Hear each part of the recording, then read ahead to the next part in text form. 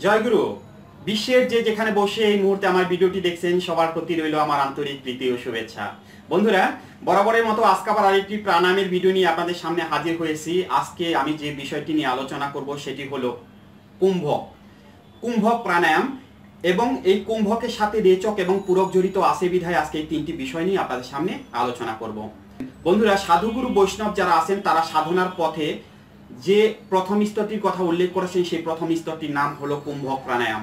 অর্থাৎ কুম্ভক, রেচক এবং পূরক সম্পর্কে যদি সঠিক ধারণা না থাকা যায় তাহলে কখনো মন স্থির করা যায় না, আর মন স্থির যদি না করা যায় তাহলে কখনো সাধনার পথে অগ্রসর হওয়া যায় না। সেই জন্য কুম্ভক, রেচক এবং পূরককে সাধনার প্রথম স্তর বলা হয়। বন্ধুরা, আজকে সাধনার সেই প্রথম স্তর কুম্ভক, রেচক এবং পূরক সম্পর্কে আপনাদের সামনে আলোচনা করব। সাধক, পূরক এবং রেচক এই যে তিনটি বিষয় আছে, এই তিনটি বিষয়কে বলা হয় ধ্যানের অত্যন্ত গোপন স্তর। অর্থাৎ সেই গোপন স্তরের যে প্রথম স্টেপ আছে বা প্রথম যে ধাপটা আছে সেই ধাপটাই হলো কুম্ভক, রেচক এবং পূরক।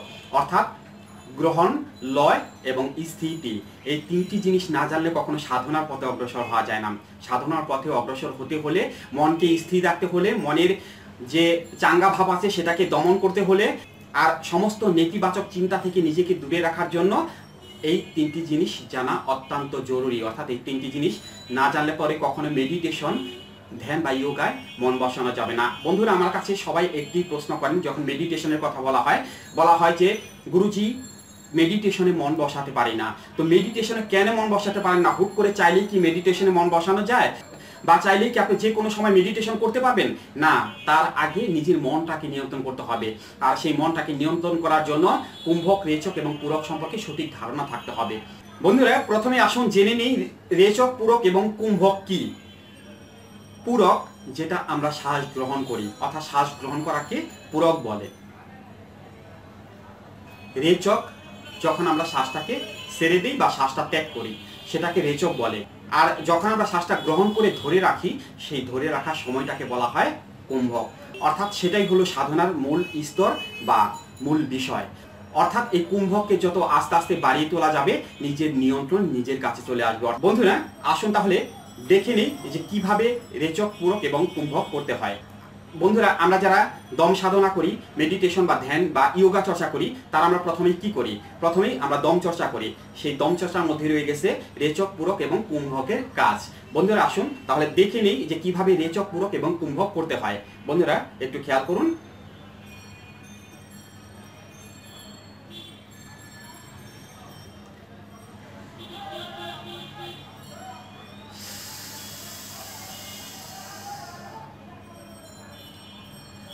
শ্বাস গ্রহণ করলাম, এটা হলো পূরক।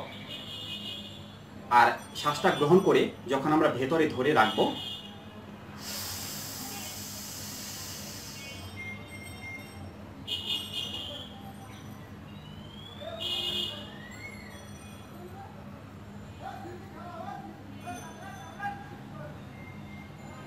এটাকে বলা হয় কুম্ভক। অর্থাৎ শ্বাসটাকে ধরে রাখাকে বলা হয় কুম্ভক। আর শ্বাসটা যখন ছেড়ে দেব,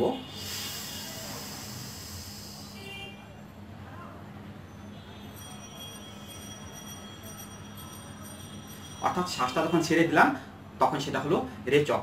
অর্থাৎ লয়, প্রলয় এবং স্থিতি। লয়, যেটা হলো গ্রহণ করা, স্থিতি কুম্ভক, আর হলো প্রলয়, ছেড়ে দেওয়া। বন্ধুরা, এই যে বিষয়টি আছে, এই বিষয়টি যদি না জানা যায় তাহলে সাধনার পথে অগ্রসর হওয়া খুব কঠিন। বন্ধুরা, একটা জিনিস সবসময় খেয়াল করবেন, যখন পূরক করবেন তখন 2 সেকেন্ডের মধ্যে, অর্থাৎ 2 সেকেন্ডের মধ্যে শ্বাসটা গ্রহণ করবেন।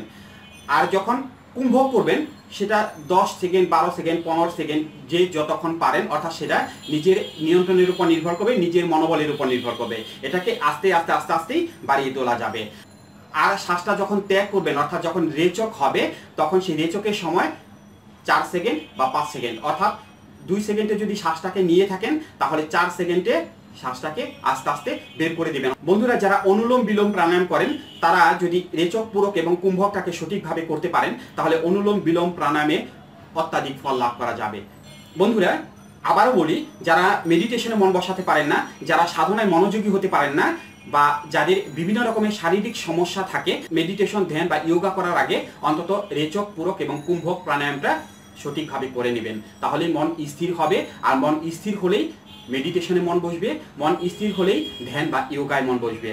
বন্ধুরা, আজকের ভিডিওটি কেমন লাগলো? যদি ভালো লেগে থাকে তাহলে অবশ্যই আমার ভিডিওটি লাইক এবং শেয়ার করতে ভুলবেন না। আর হ্যাঁ, যদি কোনো মন্তব্য থাকে তাহলে অবশ্যই কমেন্টস বক্সে কমেন্টস করে জানাবেন। বন্ধুরা, পরবর্তীতে নতুন আবার আরেকটি ভিডিও নিয়ে আপনাদের সামনে হাজির হব। সেই পর্যন্ত সবাই আমার সাথেই থাকুন, সবাই ভালো থাকুন, সুস্থ থাকুন, সবার সুস্থ এবং সুন্দর জীবন কামনা করছি। জয় গুরু।